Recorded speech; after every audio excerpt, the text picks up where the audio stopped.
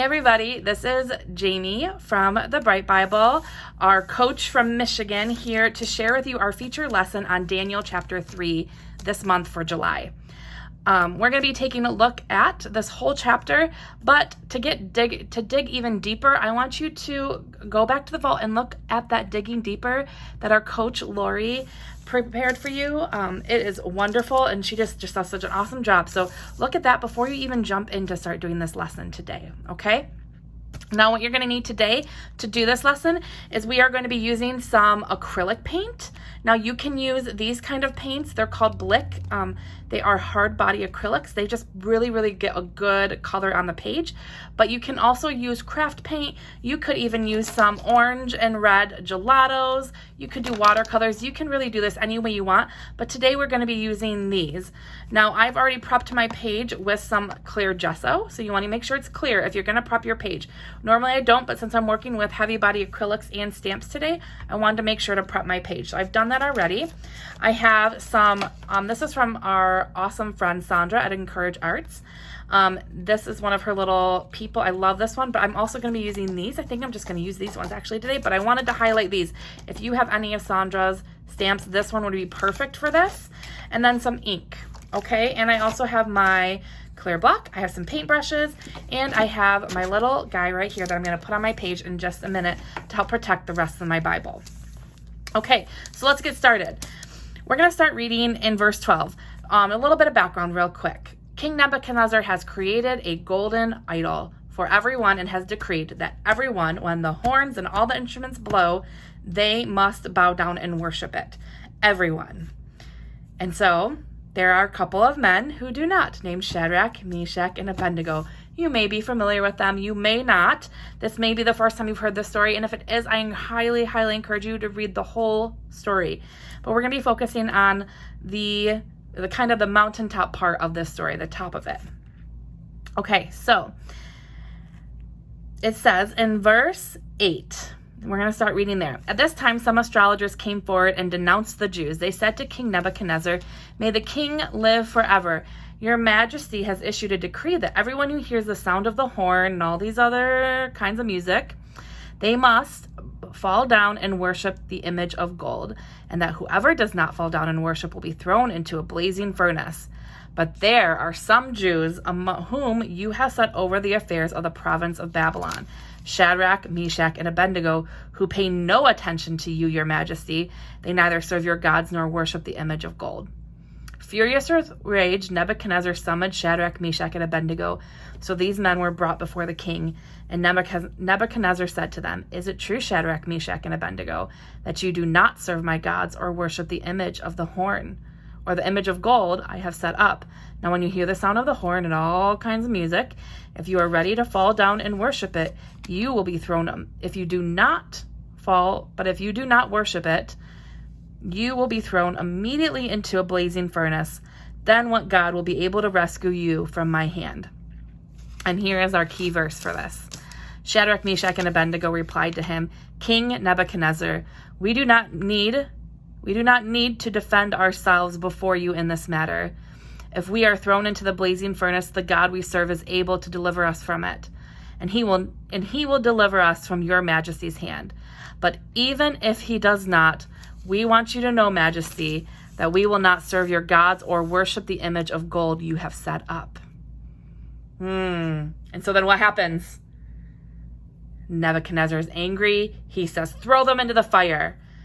The guards take them bound, all wrapped up, to throw them into the blazing furnace. The fire was so hot that even the men who were taking them were burned up. The fire killed the soldiers who took up Shadrach, Meshach, and Abednego, and these three men, firmly tied, fell into the blazing furnace. But immediately King Nebuchadnezzar, I'm going to keep reading here in verse 24.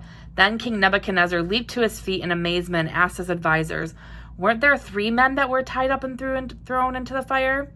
They replied, "Certainly, your majesty." He said, "Look, I see 4 men walking around in the fire, unbound and unharmed, and the 4th looks like a son of gods."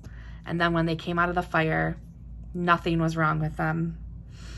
And then Nebuchadnezzar in verse 20 says, "Praise be to the God of Shadrach, Meshach, and Abednego, who has sent his angel and rescued his servants. They trusted in him and defied the king's command and were willing to give up their lives rather than serve or worship any god except their own God. Therefore, I decree that the people of any nation or language who say anything against the God of Shadrach, Meshach, and Abednego will be cut into pieces and their houses will be burned into piles of rubble. For no other God can save in this way." Whew. So, reading commentary and all these things on this verse, I was blown away by the ways that, by the ways these people commend Shadrach, Meshach, and Abednego for their strong faith. Now, obviously, it's it's easy to read the story and go, "Oh yeah, I would do that too," right? Easy. Yep. Oh, I see fire. I'm going to jump into it. No problem. I'll trust God to do that. Probably not for me, honestly. But what really struck me and what I read from these commentaries is that these men weren't in your face about their stance in opposition to the king.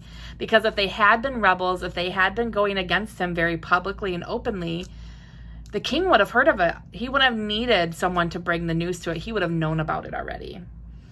But they also weren't hiding.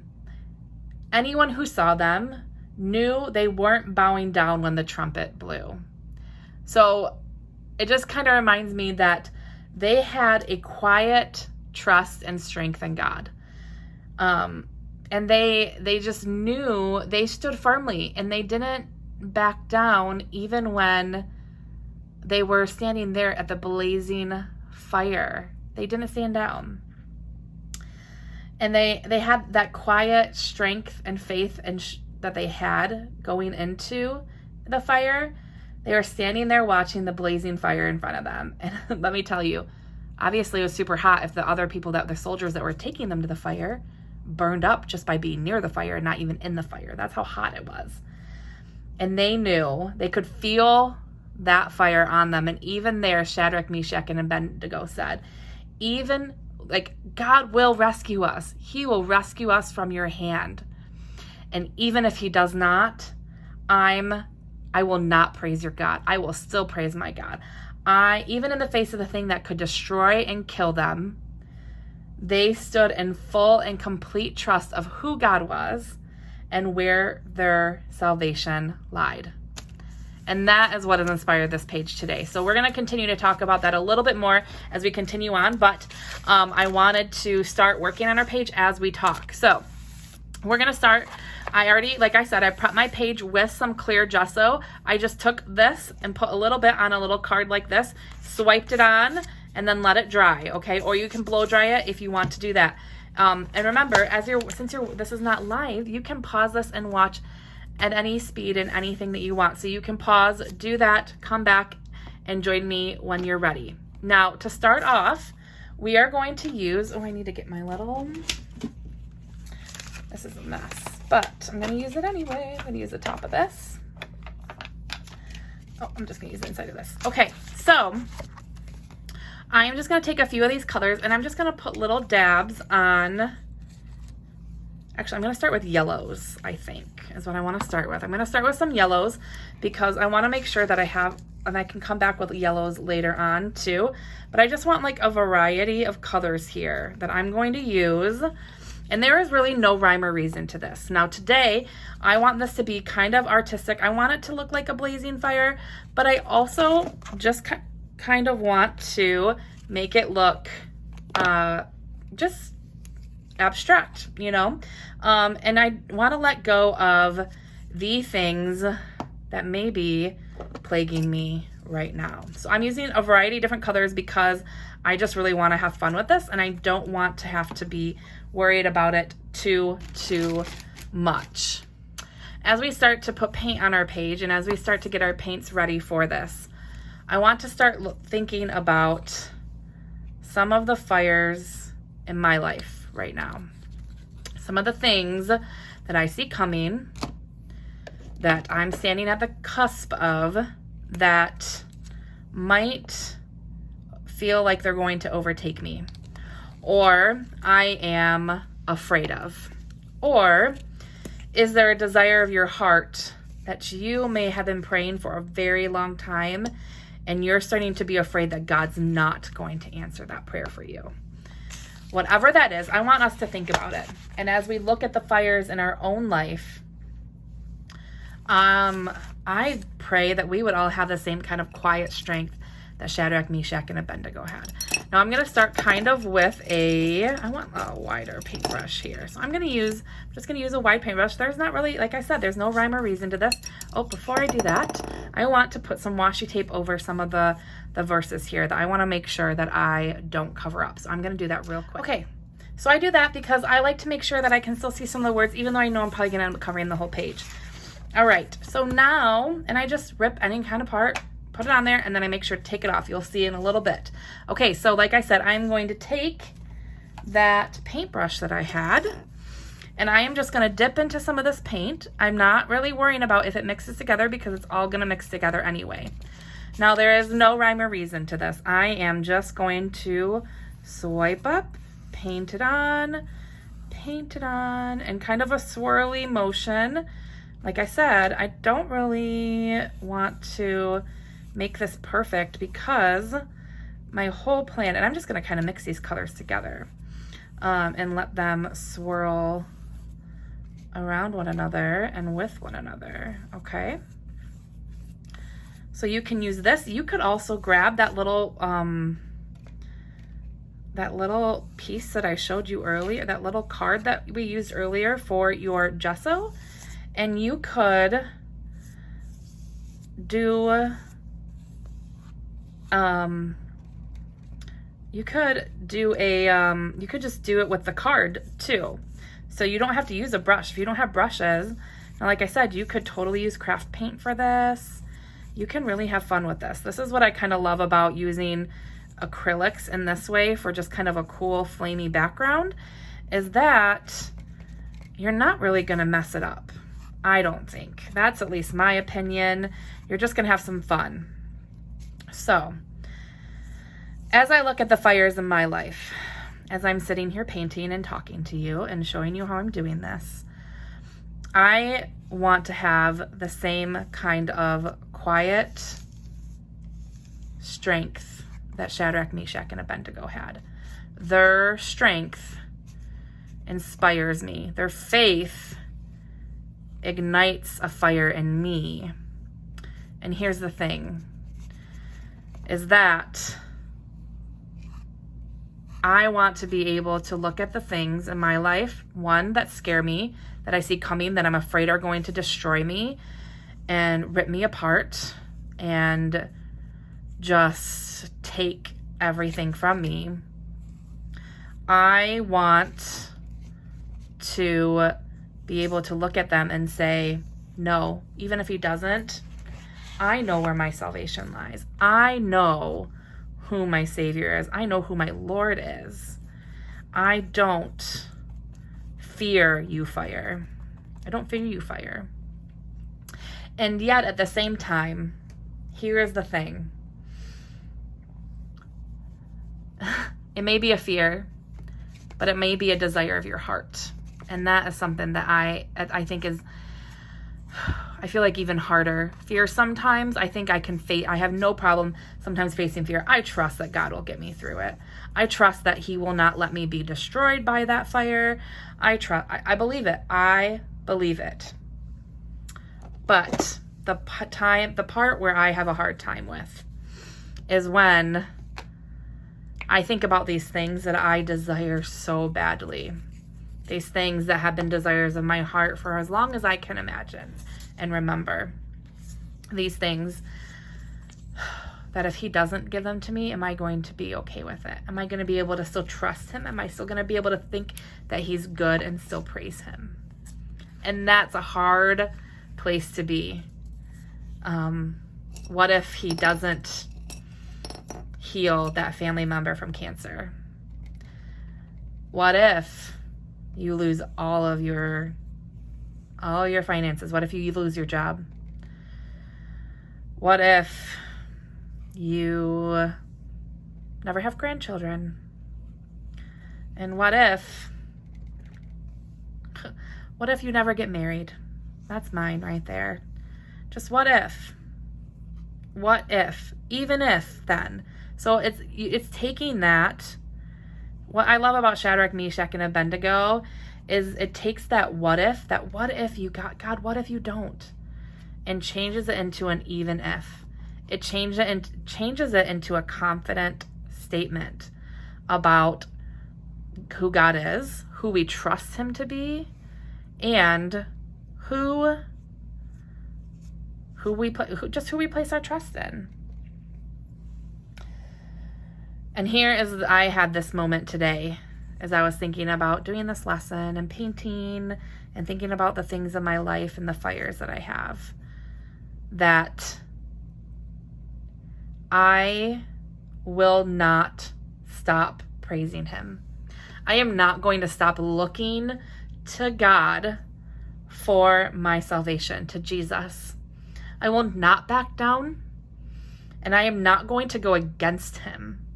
That's what they were asking of Shadrach and Meshach and Abednego.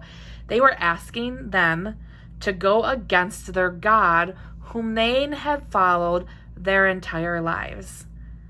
That's what Nebuchadnezzar was asking of them. And they said, no, I will not go against him. I will not go against him, even if he doesn't rescue me from this fire. Even if you don't heal my husband from cancer. Even if you don't let me keep my job. Even if I lose my house. Even if I lose my friend. Even if I never get a husband. Even if, God, even if, I will not go against you. I will not become your enemy, and I will not praise anyone else.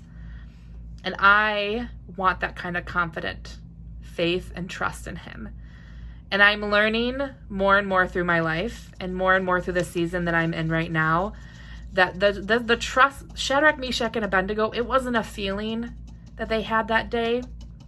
It was a pure choice. They chose to trust God and declare him because they knew that God, that even dying, even death in that fire would be better than life without him. Death with Christ is better than life without him. And Shadrach, Meshach, and Abednego understood that. That goes right back to what Paul says, where he says to live is to Christ and to die is to gain. That our life is in Christ alone. And when we die, we know that we still have life, right? And that is the kind of faith that we have here. But the story doesn't just end with Shadrach, Meshach, and Abednego saying that.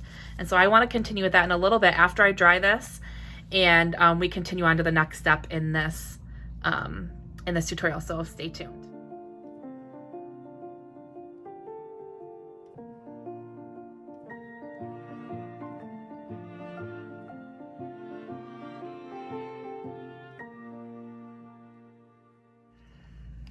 Okay, so welcome back. After I dried this with my heat tool, that's what I use. You can use a blow dryer. I decided to take one of a little ink dotter and some gelato and just kind of get a little bit of red in over where those verses were, because I decided that I wanted it to just kind of all blend together and not stand out. And also my images and words are going to kind of take up the page here. So, now, the story doesn't end just with Shadrach, Meshach, and Abednego saying that they aren't going to go against God. But it continues on to show you what happens. That even when he doesn't save them from the fire, he is there with them. Can you imagine the kind of shock Shadrach, Meshach, and Abednego felt when they were suddenly they finally fell into the fire, thinking that at any moment God was going to send an angel to block them from going through that fire? And he didn't.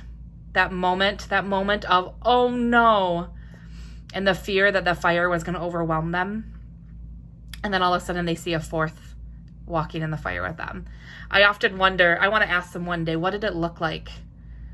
Like, did you see each other? Or did you just see the fourth? Did you just know there was someone else there with you? Or did you not even know what was going on until you were told to come out of the fire? I'd often wonder what happened in that fire when they were walking around in it. Or if they were just in awe and shock I don't know, but I wonder that. Well, here's the thing.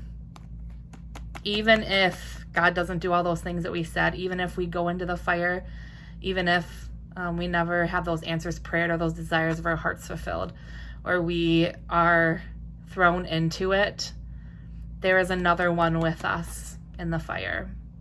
He goes with us into it. We are not alone in the fire.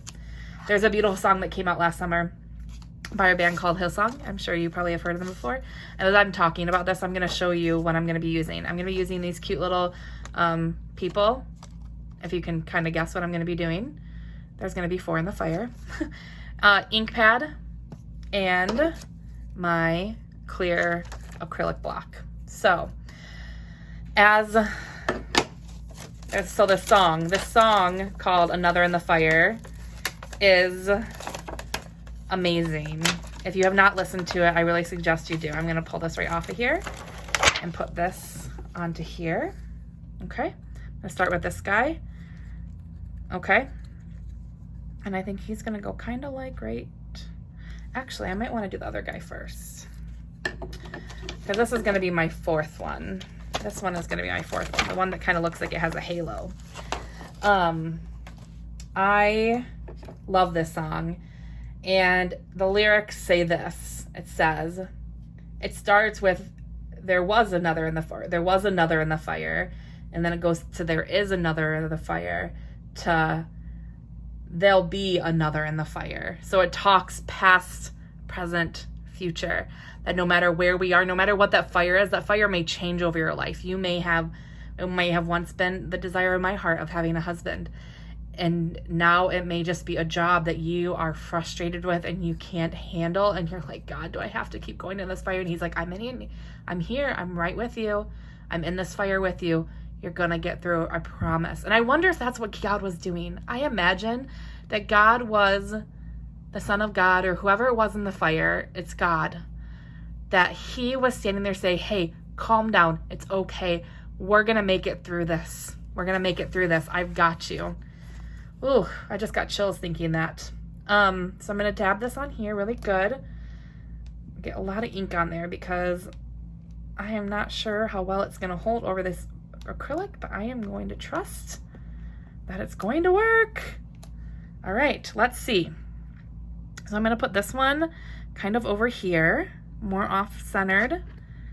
All right, and I'm just going to press down really hard and lift up. Oh, yeah, that didn't really work. That didn't really get very dark. So we're going to try it again. We're going to do it again. This is what I love about these acrylic stamps, is that you can, you know what, I also can do something else. If this doesn't work this time, I'm going to show you another little trick that you can do. So yeah, I think that that's really what he was doing. But the song, it ends with, the bridge of the song is, I can see the light in the darkness as the darkness bows to him. I can hear the roar in the heavens, and the space between wears thin. I can feel the ground shake beneath us as the prison walls cave in. Nothing stands between us. Nothing, not even the fires, because he says he's going to go into the fires with us. When we pass through the waters, he is there with us. They will not overtake us. And he says here, and then they say, there'll be another in the fire standing next to me, another in the waves holding back the sea. I mean, just how amazing is that? That our God not only saves us from the fire, not only does he rescue us, but he stands in the midst of the fire with us, letting it, yeah, that's not working very well. Okay, so here's another little tip you can do. Take a pen, any kind of marker, and draw on this. And just kind of draw. Ooh, really, really heavy. Really, really good. It might just be the stamp too. The stamp is kind of a very thin looking stamp. Okay, let's see how this works out.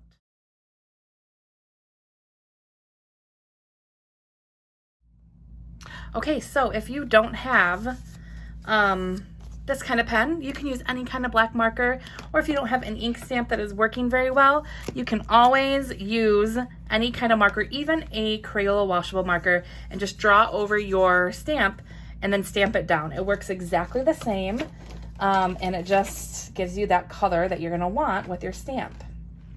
Now, as I was saying, all these men that were in the fire, that were standing there wondering if God was going to rescue them, they saw it firsthand. And I love the idea that God was likely just saying, hey, it's okay. I got this. You're going to be okay. Take a deep breath. I wonder if they, oh my gosh, I can't even imagine. Because they say when you're in fire, I mean, I can't even imagine. I can't imagine. But I can understand the feeling of feeling like God has left you to it. Have you ever felt that way? And here's the thing, is that we have this assurance through this story, knowing that God will never leave us in the fires alone. We're never alone. He is always with us. All right, I'm gonna put this one right here. He is always with us in the fires or not in the fires. Oh, okay. And we get to keep declaring and praising him through it. And what a beautiful, how beautiful is that? Beautiful that we get to trust him. We get to trust him. As I said, in the season I'm in right now, I have learned that choice is a trust. It's not a feeling, that we choose whether we're going to trust God or not. We choose where we're going to stand in the fire. If we're going to decide to continue to declare it, even in the midst of the fear and the, being afraid of whatever it is, or if we're going to just give up and let the ways of the world overtake us. I don't know why I did that. And so, yeah, I'm going to finish up this part, and then I will come back to you to talk about where we're going to write our words.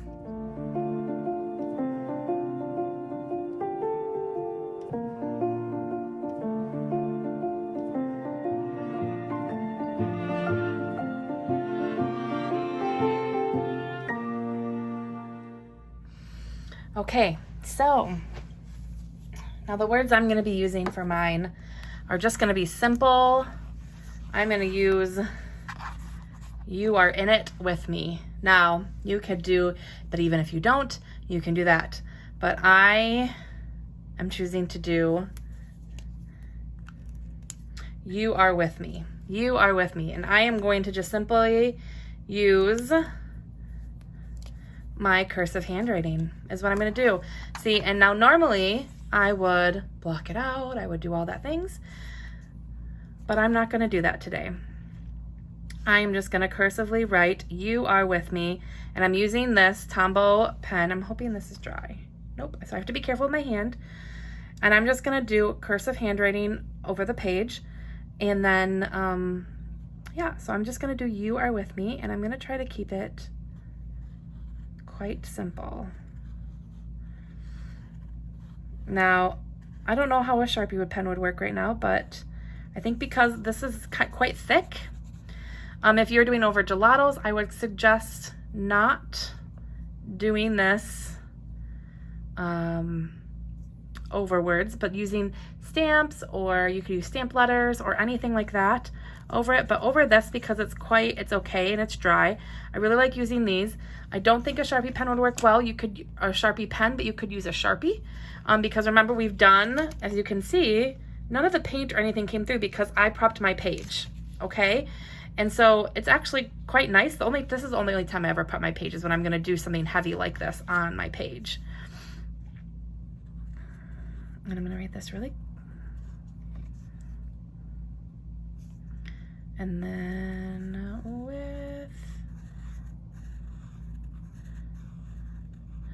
now, because the rest of my page is kind of quite harsh, I would say, I'm trying to kind of make this a little bit loopy and more pretty like in my cursive. Okay. Now I would go back and I would use my faux calligraphy to do some down. And remember, you do all the down strokes. If you have not done this before, you do just the down strokes. We like to call it just kind of a double down that you do on the downstroke, and then you just color it in. This is our faux calligraphy that you can use to make your calligraphy just pop out, your cursive pop out just a little bit. Okay? Now I'm a words person, so I may come back later with a smaller pen and either write some of the things that I'm kind of write out little prayer very lightly in the fires, or I might come back and do some of the lyrics from the song I was talking about, or I could even write more of the words like in the fires, in all the fires of my life you are with me, or whatever it is that you feel. I really like the idea of doing some, like a prayer kind of written in the words, or just writing some of the fire, some of the things that I need him to rescue me from. And I love this image of that he's just right in the fire with me. He doesn't disappear. He doesn't just rescue us from them. And I think that we tend to pray that often. We're like, God, just rescue me from the storm. You're the God that can reach out and rescue me, please. And I think sometimes he calls us to just go into the storm with him and trust that he's not going to let it destroy us. And even if it doesn't, even if it does destroy us, even if he takes everything is taken away. Oh, this is a little bit of a thick piece of the part of the paint.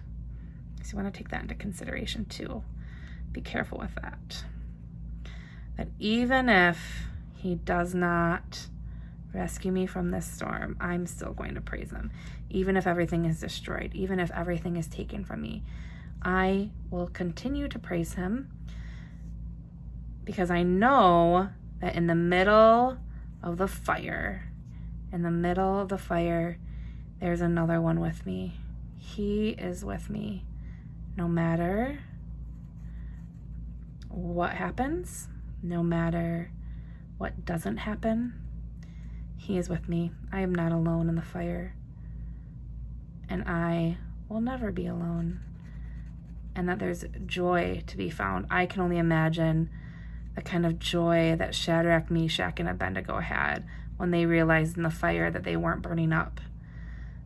I wonder if they started to dance or if they just began to worship and sing praises to God. I don't know what I would do if I was in that stance, and the fact that they were likely standing there with God in that fire. So that is the page. You can end it by putting some cute washi tape or whatever else you would like on this page. But this is it. And I just want to thank you so much for joining us. Please feel free. Please post your pictures in our Bright Bible group. I would love to see them, or just send them to me in a message on Facebook, or send me an email. I would love, love, love to see your finished pages and to see what God speaks to you through this verse and this page. So thank you so much for joining, and I'll see you next time. Bye.